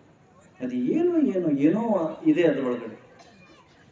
ಹುಡುಗರು ಹಂಗೆ ಇದ್ರು, ಸಣ್ಣವರಿದ್ರು, ಚಲೋ ದುಡಿತಿದ್ರು, ವಯಸ್ಸಿಗೆ ಬಂದರು, 4 ಕಡೆ ದುಡಿದ್ರು, 4 ರೂಪಾಯಿ ಸಂಪಾದನೆ ಮಾಡಿದ್ರು, 2 ಎಕರೆ ಹೊಲ ತಗೊಂಡ್ರು. ಅವರು ಹೊಲಕ್ಕೆ ಹೋಗಿ ದುಡಿತಿದ್ರು. ಅವ್ವ ಬುತ್ತಿ ಕಟ್ಕೊಂಡು ಹೋಗಿ ಕೊಡ್ತಿದ್ದಳು, ಉಣ್ತಿದ್ರು, ಮನೆಗೆ ಬರ್ತಿದ್ರು. ಹೆಂಗೆ ದುಡಿತಿದ್ರು? ಹೊತ್ತು ಹುಟ್ಟಿದ ತಕ್ಷಣ ಹೊಲಕ್ಕೆ ಹೋದವರು ಹೊತ್ತು ಮುಳುಗಿದ ಮೇಲೆ ಮನೆಗೆ ಬರ್ತಿದ್ರು. ಹೊತ್ತಂದ್ರೆ ಗೊತ್ತಾಗ್ತಿತ್ತ ನಿಮ್ಗೆ? ಹೊತ್ತು ಹುಟ್ಟಿದ ತಕ್ಷಣ ಹೊಲಕ್ಕೆ ಹೋದವರು ಹೊತ್ತು ಮುಳುಗಿದ ಮೇಲೆ ಮನೆಗೆ ಬರ್ತಿದ್ರು. ದುಡಿಯೋದಂದ್ರೆ ಹಂಗೆ ದುಡಿಬೇಕು. ಅದಕ್ಕೆ ಹಳ್ಳ್ಯಾಗ ಅನ್ನೋದು, ದುಡಿತವೇ ದುಡ್ಡಿನ ತಾಯಿ. ಯಾರು ದುಡಿತಾರ ಅವ್ರನ್ನ ಭೂಮಿ ಎಂದು ನಡು ನೀರಾಗ ಕೈ ಬಿಡುವುದಿಲ್ಲ. ನಮ್ಮ ಬೆವರು ಭೂಮಿ ತಾಯಿ ಒಡಲ್ನಾಗ ಬಿದ್ರ ಭೂಮಿ ತಾಯಿ ಮಡಲಿಗೆ ಆನಂದ ಆಗ್ತೈತೆ ಅಂತನ ಆಕಿ ನಾವು ಕೊಡೋ 1 ಕಾಳಿಗೆ 1,000 ಕಾಳು ಕೊಡ್ತಾಳ. ಆಕಿ ಇಸ್ಕೊಂಡು ಸುಮ್ಮನಿರಕ್ಕೆಲ್ಲ, ಕೊಟ್ಟಿದ್ದಕ್ಕೆ ವಾಪಸ್ ಕೊಡಾಕಿ. ಆದ್ರೆ ಕೊಡೋದೇನು ಅಂತ ನೋಡ್ತಾಳ. ನಮ್ಮ ಬೆವರು ಬಿತ್ತು ಅಂದ್ರೆ ಕೊಟ್ಟಿದ್ದು 1 ಕಾಳಿಗೆ 1000 ಕಾಳು ಕೊಡ್ತಾಳೆ. ಭೂಮಿ ತಾಯಿ ನಂಬಿ ದುಡ್ದವ್ರು ಇಂದಿನವರೆಗೂ ಎಂದೂ ಅನಾಥ ಆಗಿಲ್ಲ. ಹಂಗೆ ಹುಡುಗರು ದುಡಿತಿದ್ರು. ಇಬ್ರು ಭಾಳ ಜೀವಿದ್ರು. ಸ್ವಲ್ಪ ಸೇತ್ಕಿ ಬೆಳೆಸ್ಕೊಂಡ್ರು, 2 ಎತ್ತು ಮಾಡಿಕೊಂಡ್ರು. ಅವ್ವ ಅವ್ರು ಹೊತ್ತೆ ಆದ ತಕ್ಷಣ ಹೋದ್ರು ಅಂದ್ರೆ ಬುತ್ತಿ ಮಾಡ್ಕೊಂಡು ಹೋಗಿ ಕೊಡ್ತಿದ್ದಳು, ಉಣಿಸ್ತಿದ್ದಳು, ಬರ್ತಿದ್ದಳು. ಭಾಳ ಚಂದಿದ್ರು. ಅಣ್ಣಗೆ ಜ್ವರ ಬಂದ್ರೆ ತಮ್ಮಗೆ ಸಂಕಟ ಆಗ್ತಿತ್ತು. ತಮ್ಮಗೆ ಸಂಕಟ ಆದ್ರೆ ಅಣ್ಣ ಅಳ್ತಿದ್ದ. ಊರಾಗ ಮಂದಿ ಮಾತಾಡೋರು ಇದ್ರೆ ಹಂಗಿರ್ಬೇಕು. ಅವ್ರಿಬ್ರು ಅದಲ್ಲ ಅಣ್ಣ ತಮ್ಮ, ಹಂಗಿರ್ಬೇಕು. ಊರಾಗ ಮಂದಿ ಮಾತಾಡೋರು ಖರೆ ಇದು ಅವ್ರ ಕಿವಿ ಮೇಲೆ ಬೀಳ್ತಿರ್ಲಿಲ್ಲ. ಯಾಕೆ? ಅವ್ರು ಹೋಗಿ ಹೊಲದಾಗ ದುಡ್ಯಾಕ ಚಾಲೂ ಮಾಡಿದ್ರೆ ಕತ್ತಲಾಗಿದ್ದಾಗ ಮನೆಗೆ ಬರ್ತಿದ್ರು. ಒಮ್ಮೆ ಏನಾಯ್ತು, ನುಸಿ ನೆನಪಿರ್ಲೆ, ಏನು ಹೇಳ್ರಿ? ನುಸಿ. ಇಬ್ರು ಹೊಲಕ್ಕೆ ಹೋದ್ರು. ಅಣ್ಣ ಗಳೆ ಹೊಡಿತಿದ್ದ, ತಮ್ಮ ಕಳೆ ತೆಗಿತಿದ್ದ. 2 ಎತ್ತು ತಗೊಂಡು ಒಂದು ಕಡೆ ಅಣ್ಣ ಗಳೆ ಹೊಡಿತಿದ್ದ, ಕೈಯಾಗ ಒಂದು ಕುರ್ಪಿ ತಗೊಂಡು ಒಂದು ಕಡೆ ತಮ್ಮ ಕಳೆ ತೆಗಿತಿದ್ದ. 4 ಸಾರ್ಗಿ ಗಳೆ ಆಗಿದ್ದು. ಗಳೆ ಅಂದ್ರೆ ಗೊತ್ತಿದ್ಲು? ಎತ್ತು ಗಳೆ. ಈಗೆಲ್ಲ ಫೋಟೋದಾಗ ಇದು ಎತ್ತು ಇರುತ್ತದೆ, ಇದು ಕತ್ತೆ ಇರುತ್ತದೆ, ಅದು ಗೊತ್ತಾಗ್ತೈತೆ. ಕತ್ತಿ ಗೊತ್ತಾಗ್ತೈತೆ. ನಮಗೂ ಅದಕ್ಕೂ ಸ್ವಲ್ಪ ರಿಲೇಷನ್ ಸಮೀಪ ಇರೋದ್ರಿಂದ ಎತ್ತಿಗೂ ನಮಗೂ ರಿಲೇಷನ್ ಸ್ವಲ್ಪ ದೂರ. ಯಾಕಂದ್ರೆ ಎತ್ತು ದುಡಿತೈತಿ, ಕತ್ತಿನೂ ದುಡಿತೈತಿ, ಬೇರೆಯವ್ರ ಸಲುವಾಗಿ ದುಡಿತೈತಿ. ಕತ್ತಿ ಅಷ್ಟು ದುಡಿಯೋರು ಯಾರದ, ಆದ್ರೆ ಮ್ಯಾಲೆ ಏನು ಹೇರ್ತಾರಂತ ಗೊತ್ತಿಲ್ಲ, ಯಾರು ಹೇರ್ತಾರಂತ ಗೊತ್ತಿಲ್ಲ. ಚಂಡ ತೆಳಗೆ ಮಾಡಿ ಹೊಂಟಂದ್ರೆ ಮತ್ತೆ ಬೆನ್ನೆ ಬಡ್ದಂದಾಗ ನಿಲ್ತೈತಿ ಕತ್ತಿ. ನೋಡಿರಿ, ಇತ್ತಿತ್ಲಾಗ ಮನ್ಯಾಗ ಒಂದು 3 ಕತ್ತಿ ಫೋಟೋ ಹಚ್ತಾರೆ ನೋಡಿರಿ.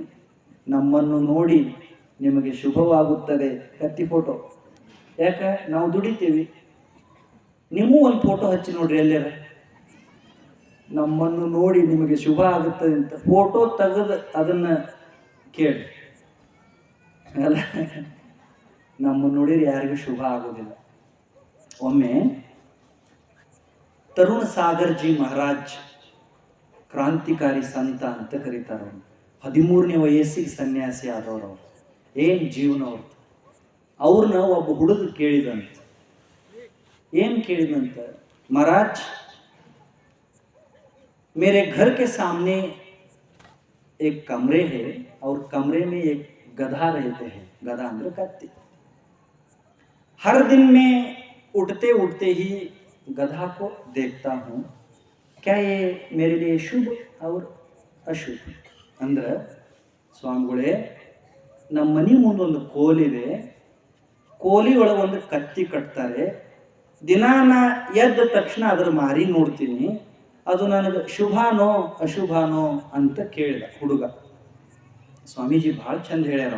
ಅವ್ರೇನು ಹೇಳ್ತಾರಂದ್ರೆ, देखो बेटा, ये ಇದು गधा के लिए अशुभ है और आपके लिए शुभ है. ನಿಮ್ಗೆ ತಿಳಿತು? ಕತ್ತಿಗೆ ಭಾಳ ಅಶುಭ ಇದೆ ನಿನ್ನ ಮಾರಿ ನೋಡೋದು. ಕತ್ತಿ ಹಣೆಗೆ ಏನು ಬರ್ದಿತ್ತೇನೋ, ನಿನಗಿದು ಭಾಳ ಶುಭ. ಸ್ವಾಮೀಜಿಯವರು ಹೋಗೋಣ. ಎಲ್ಲಿಗೆ ಹೋಗೋಣ್ರಿ? ಎಲ್ಲಿಗೆ? ಎಲ್ಲಿದ್ದೀವಿ ನಾವು? ಎಲ್ಲಿದ್ವಿ? ಹೊಲ್ದಾಗ ರೀ. ಎಲ್ಲಿದ್ದೀವಿ ಈಗ ನಾವು? ಅಣ್ಣ ಒಂದು ಕಡೆ ಗಳೆ ಹೊಡ್ಯಾಕತ್ತಾನ, ತಮ್ಮ ಒಂದು ಕಡೆ ಕಳೆ ತೆಗ್ಯಾಕತ್ತಾನ. ಗಳೆ ಒಂದು 4 ಸಾರಿಗೆ ಆಗಿತ್ತು. ಬರೋಬ್ಬರಿ ಇಲ್ಲಿಗೆ ಬಂದಿತ್ತಿಲ್ಲೋ? ಹಾಂ, ಗಳೆ ಒಂದು 4 ಸಾರಿಗೆ ಆಗಿತ್ತು. ಕುಡುಕ್ಕ ಏನೋ ಬಡಿತು. ಬಾರ್ಕೋಲಿಂದ 2 ಎತ್ತಿಗೆ ಬಡದ. ಎತ್ತು ಜಗ್ಲಿಲ್ಲ. ಏನು ಹತ್ತಿರ್ಬೇಕಂತ ಕೈಯಾಗಿನ ಬಾರ್ಕೋಲ್ ಕೆಳಗಿಟ್ಟು ಎತ್ತಿನ ಹಗ್ಗ ನೇಗಿಲಿ ಕಟ್ಟಿ ಮುಂದೆ ಹೋಗಿ ನೋಡ್ದ. ಗಳೆ ಮುಂದಕ್ಕೆ ಹೋಗಲಾರ್ದಷ್ಟು ದೊಡ್ಡದೊಂದು ವಸ್ತು ಇತ್ತು. ಸ್ವಲ್ಪ ಮಣ್ಣು ಹಿಂಗೆ ಸರಿಸಿದ. ಒಂದು ಸಣ್ಣದ ಹಂಡೆ ಮುಚ್ಚಳು ಕಾಣಿಸ್ತು. ಕಂಠ. ಸಾವಕಾಶ ಮಣ್ಣು ಸರಿಸಿದ. ಕಂಠ ಮುಚ್ಚಿದ್ದಿತ್ತು, ಹಂಡೆದ ಕಂಠ. ಮತ್ತೊಂದು ಸ್ವಲ್ಪ ಮಣ್ಣು ಸರಿಸಿದ. ದೊಡ್ಡ ಹಂಡೆ ಕಾಣಿಸ್ತು.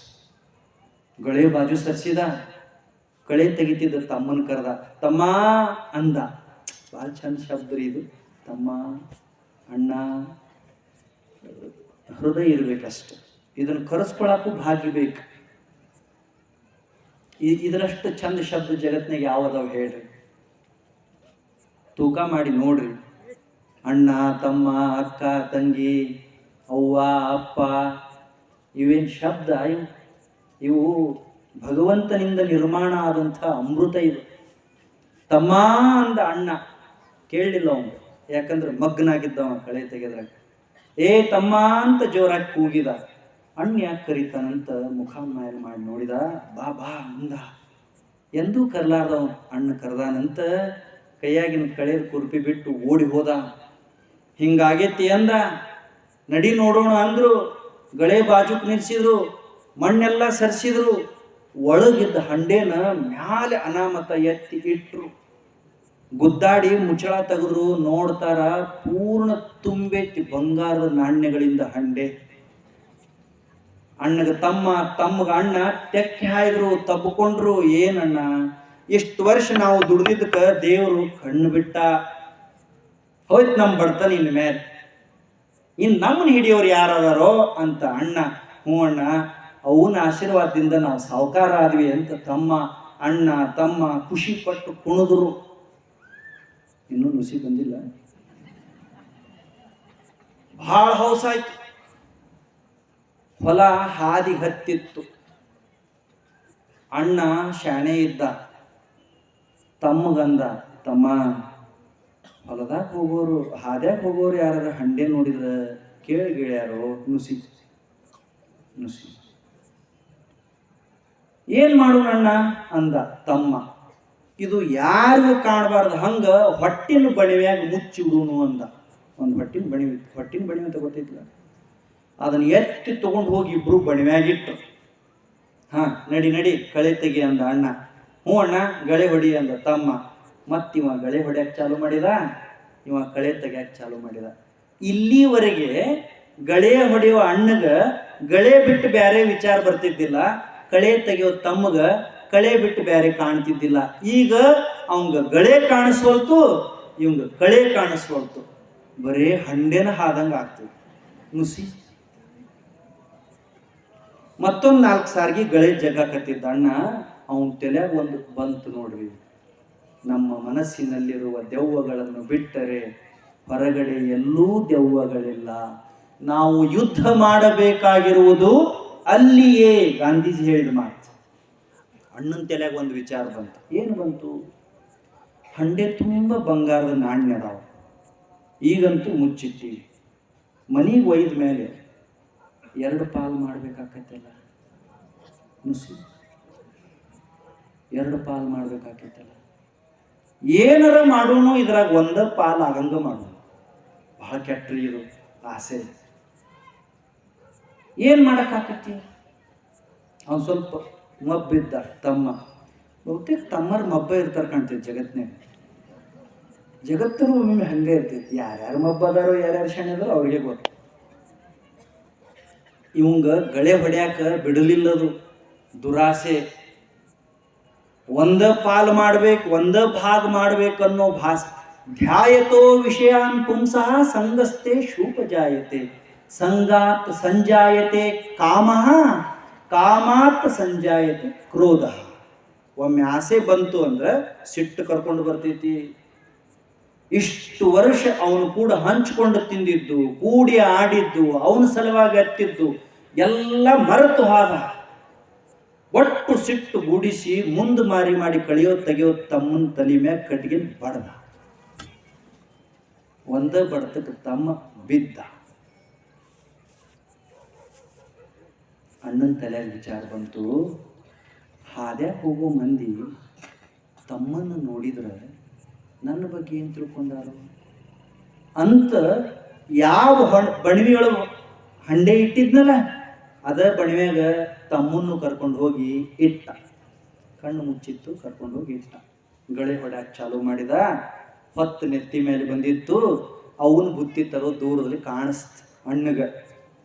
ಈಗ ಗಳೆನೂ ಇಲ್ಲ, ಕಳೆನೂ ಇಲ್ಲ, ತಮ್ಮನೂ ಇಲ್ಲ, ಹಸುವಿಲ್ಲ, ಅವಿಲ್ಲ, ರೊಟ್ಟಿಲ್ಲ, ಬುತ್ತಿಲ್ಲ, ಪ್ರೀತಿಲ್ಲ, ಏನೇನೂ ಇಲ್ಲ.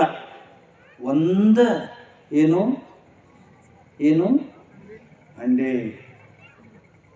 ಅವ್ವ ಬಂದಳು, ಬಾ ಅಂದಳು. ಅವ್ವ ಕರ್ಕೊ, ಅವ್ವ ನೆನಪಿಟ್ಕೊಳ್ಳಿ, ಅವ್ವ. ಜಗತ್ತಿನಾಗ ಯಾರು ಭಾಗ್ಯಶಾಲಿಗಳು ಅಂದ್ರೆ, ಯಾರು ಅದೃಷ್ಟವಂತರಂದ್ರೆ, ಯಾರ ಹತ್ರ ಜೀವಂತ ಅವು ಅದಾಳಲ್ಲ ಅವ್ರ ಅದೃಷ್ಟವಂತರು. ಅವು ಇದ್ದಳಂದ್ರೆ ಆಯುಷ್ಯದಾಗ ಆಕೆಗೆ ನೋವಾಗುವಂಗೆ ಮಾತಾಡಬಾರ್ದು. ಅಪ್ಪಿದ್ದ ಅಂದ್ರೆ ಆಯುಷ್ಯದಾಗ ಅವ್ರ ಗೌರವ ತೆಳಗೋಗಂಗೆ ನೋಡ್ಕೋಬಾರ್ದು. ಅವ್ರ ಭಾಗ್ಯಶಾಲಿ. ಬಾ ಅಂದಳು ಅವ್ವ. ಕಲ್ತಕ್ಕೇನು ಅಲ್ಲಕ್ಕಿ, ಆದ್ರೆ ಮಗನ ಹೊಟ್ಟೆ ತುಂಬಿಸ್ಬೇಕಂತ ವಿಚಾರ. ವಾದ ತೊಳ್ಕೊ ಕೈಯೇ ಅಂದಳು. ತೊಳ್ಕೊಂಡ. ಕೈಗೆ ನೀರು ಹಾಕೊಳಕತ್ತೇನ, ಕೈ ತೊಳ್ಕೊಳಕತ್ತೇನ, ಕರೆ ತಲ್ಯಾಗ ಕುಂತ. ತಾಟ ಇಟ್ಟಳು, ರೊಟ್ಟಿ ಕೊಟ್ಟಳು, ಮ್ಯಾಲೆ ಬಾಜಿ ಇಟ್ಟಳು. ಎಲ್ಲಿ ಅದಾನ ಅಂದಳು ಅವ್ವ. ಎಲ್ಲಿ ಅದಾನ? ಹೊಡೆದೆ, ಮಣ್ಮ್ಯಾಗಿಟ್ಟೆ, ಹೇಳಕ್ಕೆ ಬರ್ತೈತಿ? ಹೇಳಕ್ಕೆ ಸಾಧ್ಯ ಆಕೈತಿ? ಸುಳ್ಳ ಹೇಳಬೇಕಲ್ಲ ನುಸಿ. ಒಮ್ಮೆ ಸುಳ್ಳು ಹೇಳಿ ನೋಡ್ರಿ, ಮುಂದೆ ಮತ್ತೊಂದು ಸುಳ್ಳು ಹೇಳಾಕಬೇಕು. ಎಷ್ಟು ಹೇಳೋದು ಅವಂಗ ನಿನ್ನ ಮಗ್ಗ? ನನ್ನ ಮಾತೇನು ಕೇಳ್ತಾನ? ಎಲ್ಲಿನೂ ಎಂದೂ ಇಂಥ ಮಾತಾಡ್ಲಾರ್ದವಲ್ಲ ಅಣ್ಣ. ಎಷ್ಟು ಹೇಳೋದು ಅವಂಗ? ಹೆಚ್ಚಾಗೈತೆ ಅವನು. ಕೆಲಸ ಮಾಡಂದ್ರೆ ಬಾಜು ಊರಾಗ ಜಾತ್ರೆ ನೋಡಕ್ಕೆ ಹೋಗ್ಯಾನ. ಸುಳ್ಳು ಹೇಳ್ತೆ. ಅವು ಅಂತಾಳ, ಹೊಟ್ಟೆ ತುಂಬ ಊಟ ಮಾಡ, ಕರೆ ತಮ್ಮನ ಬಿಡಬೇಡಪ್ಪ, ಕರ್ಕೊಂಡು ಹೋಗು. ತಿಳಿಲಾರ್ದ್ರಿ ಏನಾಯ್ತು? ನೀನೇ ಹೇಳೋದಪ್ಪ, ಸಂಭಾಳಿಸ್ಕೋತಿರು ಅಂದ್ರು. ಇದು 1 ತಾಸು ಅರ್ಧ ತಾಸು ನಡೀತು ಊಟ ಮಾಡೋದು. ಆಕಿ ಅವ್ವ, ಆಕಿನ ಕಳ್ಳು ಭಾಳ ದೊಡ್ಡದು. ನೀವು ಊಟ ಮಾಡು, ಎತ್ತು ಬಿಸಿಲಾಗದವು, ಒಂದು ಹಿಡಿ ಹೊಟ್ಟು ಹಾಕ್ತೀನಿ ಅಂತ ಎದ್ದು ಬಣವಿ ಕಡೆ ಹೊಂಟ್ಲು. ಇವಂಗ ರೊಟ್ಟಿ ಕಾಣವಲ್ತು, ರೊಟ್ಟಿ ಮ್ಯಾಗಿಂದ ಹಿಟ್ಟು ಕಾಣವಲ್ತು, ಏನು ಕಾಣವಲ್ತು. ಏನು ಹಂಡೆ. ಅವು ಹೋಗಿ ಬಣಿಮ್ಯಾಗ ಹಂಡೆ ನೋಡಿದ್ರ, ಹಂಡೆ ನೋಡುವಲ್ಲ ಯಾಕ ಮುಂದೆ ಮಾರಿ ಮಾಡಿ ಅವು ಹೊಂಟಿದ್ದಳು. ಅವು ಗೊತ್ತಾಗಲ್ಲ, ಬಂದು ಹಿಂದೆ ಹೋದ. ವಯಸ್ಸಾಗಿತ್ತು, ಪಿತ್ತ ನೆತ್ತಿಗೇರಿತ್ತು, ಆಸೆ ವಿಕಾರ ಆಗಿತ್ತು, ಮನಸ್ಸು ವಿಲ ಒದ್ದಾಡ್ತಿತ್ತು. ಅವನ ಮ್ಯಾಗ ಕೈ ಮಾಡಿದ, ಅವು ನೆಲಕ್ಕೆ ಬಿದ್ದಳು. ಹಾದ್ಯಾಗಿನ ಮಂದಿ ನೋಡಬಾರ್ದಂತ ಬಣಿಮ್ಯಾಗ ಅವು ನಿಟ್ಟ. ಬುತ್ತಿ ಗಂಟೆ ಗಿಡದ ನೆಳ್ಳಾಗೈತಿ, ತಿನ್ಬೇಕಂದ್ರೆ ಮನಸ್ಸಾಗವಲ್ತು. ಹೆತ್ತ ಅವ್ವ ಒಡ ಹುಟ್ಟಿದ ತಮ್ಮ ಬಣಿಮ್ಯಾಗ ಕುಂತಾರು. ಅವ್ರ ಬಾಜು ಹಂಡೆ ಐತಿ. ಇವಂಗ ಗಳೆ ಹೊಡೆಂಗ ಆಗವಲ್ತು, ಎತ್ತ ನೋಡಂಗ ಆಗವಲ್ತು. ಕೆಟ್ಟ ಕೆಲಸ ಮಾಡಿದ್ರೆ ಹಂಗ ಆಗ್ತೈತಿ ಅನ್ನೋದಿಲ್ಲ. ಹಳ್ಳ್ಯಾಗ ಕಳ್ಳನ ಮನಸ್ಸು. ಆಗ್ಲಿ ಹೊತ್ತಂತ ಕಾಯ್ದ. ಕತ್ಲಾತು. 4-5 ಮಂದಿ ಮನೆಗೆ ವಾಪಸ್ ಹೋಗೋರು. ಬಾ ಹೋಗೋಣ ಅಂದ್ರು. ಇನ್ನೊಂದು 4 ಕೆಲಸ ಮಾಡಿ ಬರ್ತೀನಿ ಅಂದ. ಚಲೋ ರಾತ್ರಿ 9 ಆಗೋ ಮಟ ನಿಂತ. ಮನೆಗೆ ಹೋಗ್ಬೇಕನ್ನಿಸ್ತು, ಹಸುವಾದಂಗೆ ಅನಿಸ್ತು, ನೀರು ಕುಡಿಬೇಕನ್ನಿಸ್ತು. ಏನ್ ಬೇಕಾದ್ದು ಮಾಡಕ್ ಬರ್ತೈತಿ. ಕರೆ ಬಣಿಮ್ಯಾಗಿನ ತಮ್ಮ, ಬಣಿಮ್ಯಾಗಿನ ಅವ್ವ ಅವ್ರನ್ನ ಮುಚ್ಚಬೇಕಲ್ಲ. ಅದಕ್ಕೆ ಏನು ವಿಚಾರ ಮಾಡಿದ, 9 ಆಗಿತ್ತು, ಹಾದ್ಯಾಗ ಮಂದಿರ್ಲಿಲ್ಲ. ಸಾವಕಾಶ ತಮ್ಮನ ಹೊರಗೆ ತೆಗೆದು ಹಾದಿ ಬಾಜು ಇದ್ದ ದೊಡ್ಡ ಬಾವ್ಯಾಗ ಒಗದ. ಅದ ಬಾವ್ಯಾಗ ಅವನ್ ಒಗದ. ಅಣ್ಣ ತಮ್ಮ ಇಬ್ಬರಿಗೂ ಕೂಡಿ ನೆಗಲಾರದ ಹಂಡೇನ ಹುಂಬು ಧೈರ್ಯ ಮಾಡಿ ಎತ್ತಿ ಹೆಗಲ ಮ್ಯಾಗ ಇಟ್ಕೊಂಡು ಸಾವಕಾಶ ನಡ್ಕೋತ ಬಾವಿ ಹತ್ರ ಬಂದಿದ್ದ. ರಾತ್ರಿ 10 ಗಂಟೆ ಆಗಿತ್ತು. 3-4 ದಿವಸ 4-5 ಊರು ತಿರುಗಾಡಿ ಬಡದಾಡಿದ್ರು. ನಯಾ ಪೈಸೆ ಸಿಗಲಾರ 4 ಮಂದಿ ಕಳ್ಳರು ಬಂದ್ರು. ನುಸಿ ಇವ ಬರೋಬ್ಬರಿ ಹಂಡೆ ಹೊತ್ಕೊಂಡು ಅವ್ರ ಹತ್ರ ಬಂದ. ಏನದು ಅಂದ್ರು. ಯಾರು ಇವ ಇದ್ರಾಗ ರೊಕ್ಕದ ಅಂತ ಹೇಳಿ ಅವುಗ ಕರೆ ಹೇಳಿಲ್ರಿ. ಅವುಗ ತಮ್ಮಗ ಕರೆ ಹೇಳಾರ್ದು ಜಗತ್ನಾಗ ಯಾರಿಗಾರ ಕರೆ ಹೇಳ್ತಾರೆ. ನೀರು ಅಂದವ. ಏನಂದ, 4 ದಿವಸ ಆಯ್ತು ತಿರ್ಗಾಡಿ ನೀರಡಿಕೆ ಆಗೈತಿ, ಇಳಿಸು ಅಂದ್ರು. ಇಲ್ಲ ಮನ್ಯಾಗ ಸತ್ಯನಾರಾಯಣ ಪೂಜೆ ಐತಿ, ಮಡಿಲಿ ಒಯ್ಯಾಕತ್ತೀನಿ, ಕೊಡಲ್ಲ ಅಂದ. ಮುಸಿ ಅವ್ರು ಕಳ್ಳರು. ಅವ್ರಿಗೆ ದಯಾ ದಾಕ್ಷಿಣ್ಯ ಇರೋದಿಲ್ಲ. ಜಬ್ರಿ ಮಾಡಿ ಇಳಿಸಿ ಕೆಳಗಿಡ್ತಾರ. ತುಂಬೆವು. ಅವ್ರು ಕುಣ್ಯಾಕ್ ಚಾಲೂ ಮಾಡಿದ್ರು 4 ಮಂದಿ. ಇನ್ನ ಆಯುಷ್ಯದಾಗ ಒಮ್ಮೆ ಕಳ್ತನ ಮಾಡೋದು ಬೇಡ, ಮುಗಿತಲ್ಲ. ಎಷ್ಟು ಊರು ಎಷ್ಟು ಮನೆ ತಿರುಗಾಡೋರು. ಕುಣಿದ್ರು. ಇವ ತಬ್ಕೊಂಡ, ಅವ ತಬ್ಕೊಂಡ. ಒಂದು 10 ನಿಮಿಷ ಕುಣಿದ ಮೇಲೆ ಇವ ಅಲ್ಲೇ ನಿಂತಿದ್ದ ಕೈ ಕಟ್ಕೊಂಡು. ಇವ ಊರಾಗ ಹೋಗಿ ಹೇಳಿದ್ರ ನಮ್ಮ ಗತಿ ಏನು. 4 ಮಂದಿ ಕೂಡಿ ಸಣ್ಣದೊಂದು ಮೀಟಿಂಗ್ ಮಾಡಿದ್ರು. ಮೀಟಿಂಗ್ ಮಾಡಿ ಫೈನಲ್ ಡಿಸಿಷನ್ ಮಾಡಿ ಟರಾವ್ ಹಾಕಿದ್ರು. ಏನು ಟರಾವ್ ಹಾಕಿದ್ರಂದ್ರೆ, ಇವ ಊರಾಗ ಹೋಗೋದು, ಅವನು ಎಬಿಸ್. ಬಾವ್ಯಾಗ ಎಷ್ಟು ಮಂದಿ ಆದರು? ಯಾರ್ಯಾರು? ಅವ್ವ, ತಮ್ಮ, ಅಣ್ಣ. ಇನ್ನೊಂದು ಮಾತಿಲ್ಲ ಹಳ್ಳ್ಯಾಗ, ತಾಮ್ರದ ದುಡ್ಡು ತಾಯಿ ಮಕ್ಕಳನ್ನ ಕೆಡಿಸಂತ ಒಂದು ಮಾತಿಲ್ಲ. ಇದದು 4 ಮಂದಿ ಒಂದು ಹಂಡೆ ತುಂಬ ರೊಕ್ಕ. 4 ಮಂದಿ ಕೂಡಿ ಎತ್ತಿ ಬಾವಿ ಮ್ಯಾಗ ಇಟ್ರು. ಅದನ್ನು ಕುತ್ಕೊಂಡ್ರು. ಎದಕ್ಕೆ? ಭಾಗ ಮಾಡ್ಕೊಳಕ. ಇಬ್ರು ಆ ಕಡೆ ಇಬ್ರು ಈ ಕಡೆ ಕೂತ್ರು. ನಡಿ ಹಂಚೋಣ ಅಂದ್ರು. ಅದ್ರಾಗ ಒಬ್ಬ ಶಾಣೆ ಇತ್ತು. ಅವ ಅಂದ, ಅಲ್ಲೋ ಇಷ್ಟು ವರ್ಷ ಗುದ್ದಾಡಿದ ಮೇಲೆ ಇಷ್ಟು ಸಂಪತ್ತು ಸಿಕ್ಕೈತಿ, 4 ದಿವಸ ಆಯಿತು ಏನು ತಿಂದಿಲ್ಲ, ಒಂದಿಟ್ಟು ಏನಾರ ತಿಂದು ಹಂಚ್ಕೊಳ್ಳೋಣಲ್ಲ ಅಂದ. ಎಷ್ಟಾಗಿತ್ತು? 10. ಎಷ್ಟಾಗಿತ್ತು? 11. ಅದಕ್ಕೆ ಅಪರಾತ್ರಿ ಊಟ ಮಾಡಬಾರ್ದು ಅಂತಾರಲ್ಲ, ನುಸಿ ಊಟ ಎಲ್ಲಿ ತರೋದು? ಹಿಂಗ ಗಳತ್ರ ಹಾದ್ಯಾಗ ವೃಂದಾವನ ಅಂತ ಒಂದು ಐತಲ್ಲ, ಅಲ್ಲಿದು. ಈ ಗಳತ್ರ ಅಲ್ಲ, ಅಲ್ಲಿ ಕತ್ಯಾಗಿದ್ವಿ. ಅಲ್ಲಿ ಹೋದ್ರೆ ಎಲ್ಲ ಮುಗಿದಿದ್ರು ಕಡೆಗೆ ಮುಂಜಾನೆ ಬಜಿಯರ ಇರ್ತಾವ. ಯಾರು ಹೋಗೋದು? ಮತ್ತೊಂದು ಸಣ್ಣದು ಮೀಟಿಂಗ್ ಮಾಡಿದ್ರು. ಏನು ಮೀಟಿಂಗ್ ಮಾಡಿದರು? ನೀವಿಬ್ರು ಹೋಗೋದು, ನಾವಿಬ್ರು ಇದನ್ನು ಕಾಯೋದಂತ, ನಡಿಯಲ್ಲ. ಅವರಿಬ್ರು ಹೋದ್ರು, ಹಾದಿ ಹಿಡಿದು. ಬಾವಿ ಈ ಕಡೆ ಇತ್ತು, ಇದು ಈ ಕಡೆ ಇತ್ತಲ್ಲ, ಅದು ಈ ಕಡೆ ಇತ್ತಲ್ಲ. ಪಾಪ ನಿಮಗೇನು ಗೊತ್ತು. ನಂಗೊಬ್ರಂದ್ರೆ ಎಲ್ಲ ಅಲ್ಲೇ ನಡೆದವ್ರಿ ಅಂದ್ರೆ, ಪುಣ್ಯಕ್ಕೆ ಇದೊಂದು ಅಲ್ಲೇ ಇಟ್ಟಿಲ್ಲ. ಬರ್ಬೋದ ಕಾಲ, ಅದು ಒಂದು ಬರ್ಬೋದು, ಎಲ್ಲ ಅಲ್ಲೇ ಹಾಕೈತಲ್ಲ. ಅದ ಚಲೋ ಅನಿಸ್ತೈತಿ ನೋಡಿ. ದಯವು ವಿಚಾರ ಮಾಡಿ. ಅವ್ರೇನು ಇಬ್ಬರು ಮುಂದೆ ಮಾರಿ ಮಾಡಿ ಹೋದ್ರಲ್ಲ ಹೋಟೆಲಿಗೆ ಬಾಗ್ಲ ಬಡ್ದು ಎಬ್ಸಿದ್ರು. ಅವು ಅಂದ ಎಲ್ಲ ಮುಗ್ದೈತಪ್ಪ, ಕಡಿಗೆ ಒಂದು ಪ್ಲೇಟ್ ಬಜ್ಜಿ ಅದಾವು, ಅವು 4 ಅದಾವು, ಕೊಡು ಅಂದ್ರೆ ಕೊಡ್ತೇನೆ. ಕೊಡಂದ್ರೆ ಅವ್ರು ಅಲ್ಲಿ ಮಟ್ಟ ಅವ್ರಿಗೂ ಏನು ಅನಿಸಿದ್ದಿಲ್ಲ. ಅವು ಏನು ಕಾಗದ್ದಾಗ 4 ಬಜ್ಜಿ ಕೊಟ್ಕೊಂಡು ಹೊರಗೆ ಬರಾಕತ್ತಿದ್ರಲ್ಲ ದಾರ್ಯಾಗ, ಅವ್ರ ತಲೆಯಾಗ ವಿಚಾರ ಬಂತು. ಏನು ಬಂತು? ಅಲ್ಲ, ಇದನ್ನು 4 ಭಾಗ ಮಾಡಿದ್ರೆ ನಮ್ಗೆ ತೊಡೆ ಬರ್ತೈತಿ ಬಜ್ಜಿ ಹಿಡಿದವ್ರಿಗೆ. ಅದಕ್ಕೆ ಏನಾರ ಮಾಡಿ 2 ಭಾಗ ಆಗಂಗೆ ಮಾಡೋಣ ಅಂದರು. ಅವರಿಬ್ರು ಹೆಂಗೆ ಮಾಡೋದ ಅಂದವ. ಅದ್ರಾಗ ಒಬ್ಬ ಮಬ್ಬಿದ್ದ, ಎಲ್ಲಾದ್ರಾಗ ಒಬ್ಬ ಇರವ ಮಬ್ಬ. ಅಷ್ಟು ಗೊತ್ತಿಲ್ಲ, ಇಲ್ಲೇ ಒಂದು ಪೆಸ್ಟಿಸೈಡ್ ಅಂಗಡಿ ಐತಿ, ಔಷಧಿ ಅಂಗಡಿ ಐತಿ, ಯಾಕೋ ಏನೋ ಬಾಗ್ಲ ತೆಗ್ದಾರು, ಒಂದೇನ್ರ ಔಷಧಿ ತೊಗೊಳೋನು, ಬಜಾಗ ಒಳಗಿಡೋನು. ಏನು ಬಜ್ಜಿ ಬಿಚ್ಚಿ ತಿಂತಾರು? ಹೆಂಗೆ ತಿಂತೀರಿ ಬಜ್ಜಿನ? ಅದ್ರಾಗ ಇಟ್ಕೊಂಡು ತೊಗೊಂಡ್ಬಂದ್ರು. ಇವರಿಬ್ರು ಕೂತಿದ್ರು. ಅವ್ರು ಶಾಣೆ ಇದ್ರು, ಇವ್ರಿಂದ ದಡ್ಡಿರ್ತಾರು. ಇವರು ಮಾತಾಡಿದ್ರು. ಏನು ಮಾತಾಡಿದ್ರು ನೋಡು, ಅವ್ರು ಬರುವುದ್ರಾಗ ಒಂದು ಐಡಿಯಾ ಮಾಡೋಣ, ಒಟ್ಟು 2 ಭಾಗ ಮಾಡೋಣ. ಅವ್ರು ಬಜ್ಜಿ ತರ್ತಾರು, ನೀರು ತೊಗೊಂಬ ಅಂತ ಕೆಳಗೆ ಇಳಿಸೋಣ ಇಬ್ಬರು. ಅವ್ರೇನು ಇಳಿತಾರಲ್ಲ, ನಿಮಗೂ ಬಂತು ಅನ್ನಿಸಿ. ಅವ್ರು ಇನ್ನೂ ಬಜ್ಜಿ ತಂದು ಕಟ್ಟಿ ಮ್ಯಾಗ ಇಟ್ಟಿಲ್ಲ. ಇವ್ರು ಎಷ್ಟು ಶಾಣೆ ಇರ್ಬೇಕಿದ್ದವ್ರು. ಬರಪ್ಪ ಲೇಟಾಗಿ ತಿಂದು ಬಿಡೋನು, 8:30 ಆಯ್ತು. ಇದ್ರಾಗ 8:30, ಅಲ್ಲಿ 11:30, 8:30 ಆಯಿತು ಅಂದರು. ಅವ್ರಂದ್ರು, ಇವು ಹೆಂಗೂ ತಿಂದು ಹೋಗ್ತಾವ. ಅವ್ರಿಬ್ರು ಒಳಗ ಮಾತಾಡ್ಕೊತ ಕೆಳಗಿಳಿ ಹಾಕತ್ಯಾರ. ಇವರಿಬ್ರು ಒಳಗ ನಕ್ಕೋತ ಕೂಡ್ಸಿಡಾಕತ್ಯಾರ. ಅವ್ರು ಹೇಳಿದ್ರು, ಇವ್ರು ಇಳಿಸಿದ್ರು. ಅವರಿಬ್ರು ಬಿದ್ದರು. ಎಷ್ಟು ಮಂದಿ ಆದ್ರಲ್ಲಿ? 5 ಮಂದಿ ಆದ್ರು. ಇವರಿಬ್ರು ಕುಣಿದ್ರು ಒಂದಿಷ್ಟು ಮ್ಯಾಲಿನವ್ರು. ನೋಡ, ಬಜ್ಜಿನೂ 4 ಇದ್ವ, ಹಂಡೆದಾಗ 4 ಭಾಗ ಹಾಕಿತ್ತು. 4 ಮಂದಿ ಇದ್ರೆ ಒಂದೊಂದೇ ಬಜ್ಜಿ ಬರ್ತಿದ್ವು. ಈಗ 2 ತಿನ್ನೋಣ ಅಂದ್ರು.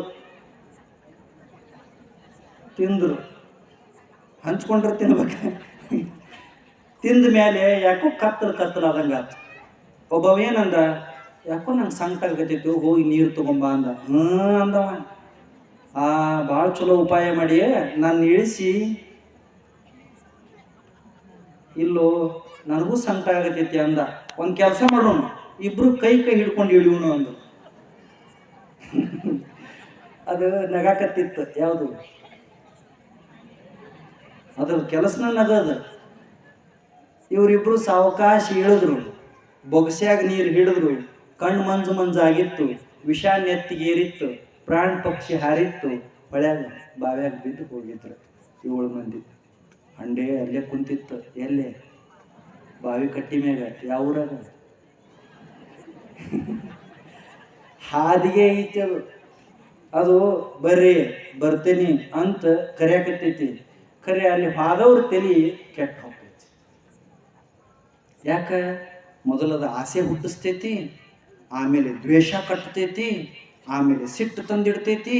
ಸಿಟ್ಟು ಬಂದ್ಮೇಲೆ ಬುದ್ಧಿ ಹೋಗ್ತೈತಿ, ಸ್ಮರಣ ಶಕ್ತಿ ಹಾಳಾಗ್ತೈತಿ, ಸಂಬಂಧ ಗೊತ್ತಾಗೋದಿಲ್ಲ, ನನ್ನವ್ರು ಗೊತ್ತಾಗೋದಿಲ್ಲ, ತನ್ನವ್ರು ಗೊತ್ತಾಗೋದಿಲ್ಲ.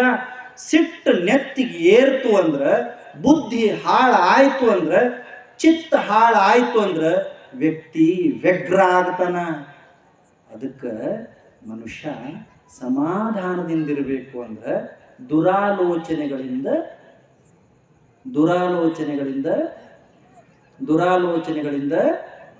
ದೂರ ಇರಬೇಕು. ಚಂದಿಲ್ಲ? ಏನು ಚಂದಿತ್ತು? ಏನು ಚಂದಿತ್ತು? ಬಜ್ಜಿ,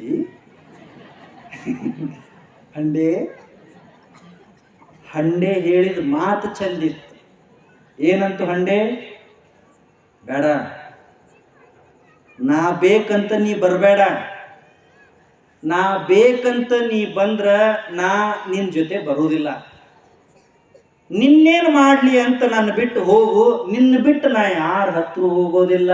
ಹಂಡೆ ಸಂಪತ್. ಅದಕ್ಕೆ ನಾವು ಆನಂದದಿಂದ ಇರಬೇಕಾದ್ರೆ ಆಸೆ ದೂರ ಮಾಡ್ಕೋಬೇಕು. ದೊಡ್ಡ ತಪಸ್ಸಿದು ಆಸೆ, ರೋಷ.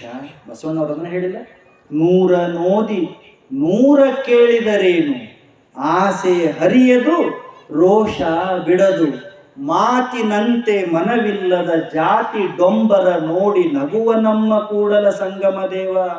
ನಗತಾನವ. ಇವ್ರು ಮಾತಾಡೋದು ಒಂದು, ಮಾಡೋದು ಒಂದು. ಅದಕ್ಕೆ ನಮ್ಮ ಮಾತು ಮತ್ತು ಕೃತಿ ಒಂದ ಇರಬೇಕಂದ್ರೆ ಹೃದಯ ಶುದ್ಧ ಇರಬೇಕು. ಶುದ್ಧ ಮಾಡ್ಬೇಕಂದ್ರೆ ಧರ್ಮ ಅನ್ನೋ ಏನದು ಸೋಸೋದು, ಧರ್ಮ ಅನ್ನೋ ಚಾಣಿಗೆ ಅದು ಸೋಸಿ ಸೋಸಿ ಒಳಗೆ ವಿಚಾರ ಬಿಡ್ಬೇಕು. ಅವಾಗ ಚಲೋ ವಿಚಾರ ಎದೆಯಾಗಿದ್ದು ಅಂದ್ರೆ ಚಲೋ ಆಚಾರ ಕೈಯಾಗ ಬರ್ತಾವ. ಹಂಗಾಗ್ಲಿ ಅಂತ ಆಶಿಸಿ 3 ದಿವಸಕ್ಕೆ ಎಷ್ಟು ಮಂದಿ ಕೂಡಿದ್ನು. ಇದ ಸುವಿಚಾರ ಅಂದ್ರೆ ಇದ. ಹಿಂಗೇನು ಕೂಡುವುದಿದೆಯಲ್ಲ, ಹಿಂಗ ಕೂಡಿದ್ರೆ ಕಳ್ಯಾಕ ಬರ್ತೈತಿ. ಲಕ್ಷ ಕೊಟ್ಟು ಕೇಳಿಸ್ಕೊರೆ. ಕೂಡಿದ್ರೆ ನಿಮ್ಗೆ ಕೂಡುದು ಕಳೆದು ಬರ್ತೈತಿ. ಹಿಂಗ ಕೂಡಿದ್ರೆ ಅಂದ್ರೆ ಸತ್ಕಾರ್ಯಕ್ಕೆ ಕೂಡಿದ್ರೆ ದುರಾಲೋಚನೆಗಳನ್ನ ಕಳ್ಯಾಕ ಬರ್ತೈತಿ. ನಮ್ಮ ಒಳಗೇನಿರ್ತಾವಲ್ಲ ನುಸಿಗೊಂದು ಔಷಧಿ ಹಾಕ್ತಾರೆ, ಗೊತ್ತೈತಿ? ಹಾಕಿರಿಲ್ಲೋ ಜ್ವಾಳಕ್ಕೆ. ನಮ್ದೊಂದು ಪದ್ಧತಿ ಬೇರೆ. ಹೊಲದಾಗಿಂದ ತಂದು ಬಿಟ್ರೆ ಔಷಧಿ ಹಾಕಿ ಇನ್ನೂ ನುಸಿ ಬಂದಿರೋದಿಲ್ಲ ಅವು. ಬರೋಬರ್ ಐತಲ್ಲ. ಹಂಗೆ ಹಾಕಬಾರ್ದು. ನುಸಿ ಬರ್ತಾವಂತ ಗೊತ್ತಾದ್ರೆ ಹಾಕ್ಬೇಕು. ಇನ್ನೊಂದು 2 ದಿವಸ ಬರ್ರಿ ಔಷಧಿ ಹಾಕೊಂಡು